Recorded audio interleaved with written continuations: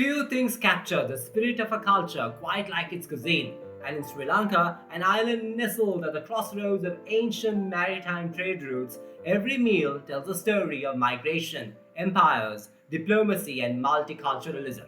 In this video, we will unravel the rich layered history of Aluwa, exploring its foreign beginnings, its local transformations, its lost varieties, and its deep cultural roots. And along the way, we will discover a forgotten kind of Aluwa that was once a favorite of Sri Lanka's first Prime Minister, Honorable D.S. Senanayake himself.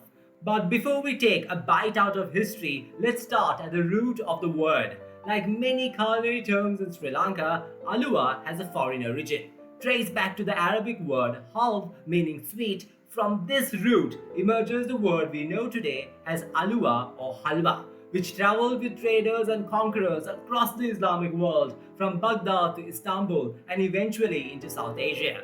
The method of preparing halwa using starch, fat, and sweetness flourished in the Ottoman Empire. In fact, during the 16th century, the famed Ottoman Sultan Suleiman the Magnificent had an entire kitchen in his palace dedicated exclusively to the creation of sweetmeats, with halwa taking center stage. Some historians trace its roots even further back, to the Byzantine Empire via the Turkish word helva. The earliest written halwa recipes appear in the 13th century Arabic culinary manuscript Kitab al-Tabiq, the Book of Dishes by Muhammad ibn al-Hasan ibn al-Karim al-Baghdadi, which includes no less than 8 distinct versions of halwa. As halwa journeyed eastward, it passed through Persia and then to the Indian subcontinent, possibly during the reign of Muhammad bin Tughlaq in the 14th century, if not much earlier.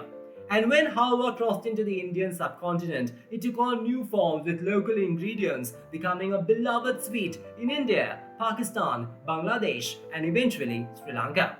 But who brought it to the island?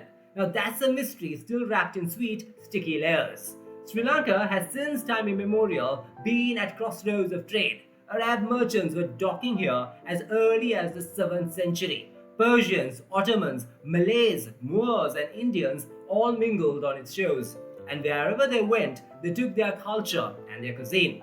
While it's difficult to pinpoint exactly who first introduced Aluwa to Sri Lanka, there is compelling evidence that this sweet treat had become part of the local culture as early as the 17th century. A remarkable reference comes from none other than Robert Knox, an English sea captain who was detained in the Candian kingdom for almost 20 years. In his 1681 book, An Historical Relation of the Island Ceylon, he describes a sweetmeat called aloes, made of parched rice, jaggery, cinnamon, and cardamom, shaped into flat lozenges. At that time, Kandy was home to a vibrant mixture of communities: Moor Muslims, Turks, Africans, and renegade Portuguese, as observed by the first Dutch envoy to Ceylon, Joris van Spilbergen, in 1602. These communities likely adapted and shared their recipes, giving rise to localized forms of halwa, now called Aluwa in Sri Lanka. Fast forward to modern Sri Lanka, and Aluwa is no longer just one thing, it's many things. Each region has its own version, shaped by geography, climate, spices, and culture. Take the coastal town of Meegamur or Negombo, for example. Here, locals make a variant known as Meegamu Aluwa, a fragrant golden white delight crafted from roasted rice flour, creamy coconut milk, jaggery, and cardamom. Sometimes cashew nuts or sesame seeds are added to enhance its texture and flavor. The roasted rice flour gives this Aluwa a crisp, almost biscuit-like body, while the coconut and jaggery lend it a caramel-like richness. It's traditionally made during the Sinhala and Tamil New Year, Alutaurudu or Puttandu. This coastal version likely took shape during the Portuguese colonial period, when settlers from Goa, Cochin, and even Malacca brought with them their own sweet traditions. Later, during the Dutch and British rule, Malay exiles and soldiers from Indonesia, formerly the Dutch East Indies, and Malaysia, erstwhile British Malaya, introduced Southeast Asian influences that blended seamlessly into local recipes. Then there is Kiri Aluwa, or milk toffee, a soft fudge-like square made with sweetened condensed milk, sugar, and butter, often flavored with cinnamon, cardamom, sea salt, or studded with cashews and raisins. It bears a striking resemblance to the Indian barfi, which is also made with thickened condensed milk, khoya, and sugar.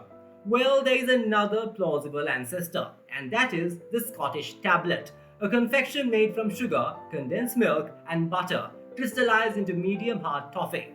The Scots, who served across the British Empire, may have brought this recipe, which in turn fused with South Asian techniques to become Kiri Aluwa.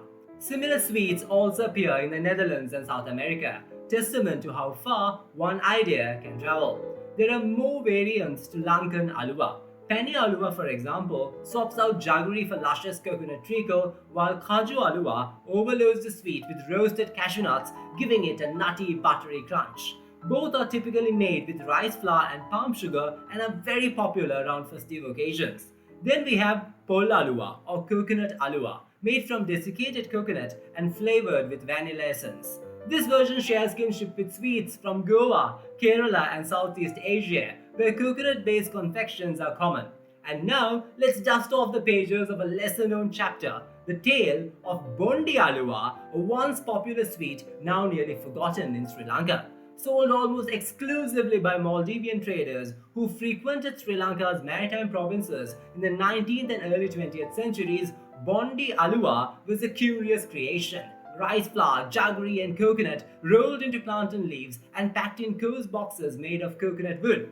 This humble sweet held a special place in the heart of none other than Honorable D. Senanayake, Sri Lanka's first Prime Minister. According to H.A.J. Hulugalle, Senanayake had a particular fondness for Bondi Aluwa and would buy it regularly. It was also described by Rasmus Christian Rask, a Danish linguist and philologist who visited Ceylon in 1821, adding an academic nod to the sweet's historical existence. Sadly, today it remains only in memory, a rare example of a culinary treasure lost to time. While Sri Lanka has developed its own unique varieties of Aluwa, it's important to distinguish these from the more traditional halwas that are popular across North India, Pakistan, the Middle East, and Central Asia.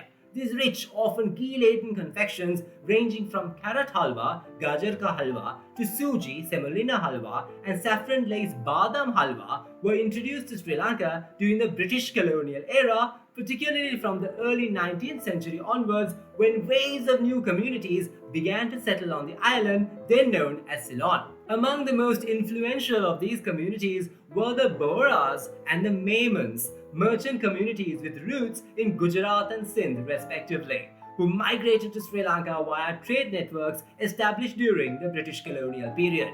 These communities not only brought with them their rich mercantile traditions, but also their deeply cherished culinary heritage, of which Halwa was a celebrated masterpiece. To this day, both the Burghers and Maimans maintain a strong presence in Sri Lanka's commercial and culinary landscape. Their restaurants, sweet shops, and family kitchens continue to serve authentic halwas prepared with techniques passed down through generations. These halwas are markedly different from the local aluwa. They are soft, dense, often nutty or syrupy, and infused with ghee, milk solids, spices, and dry fruits, representing a direct continuity of the halwa traditions found in the broader Indian subcontinent and Central Asia. So the next time you're handed a piece of aluwa, whether it's soft, crumbly, nutty, or caramel sweet, remember you're not just tasting sugar, you're tasting centuries of history.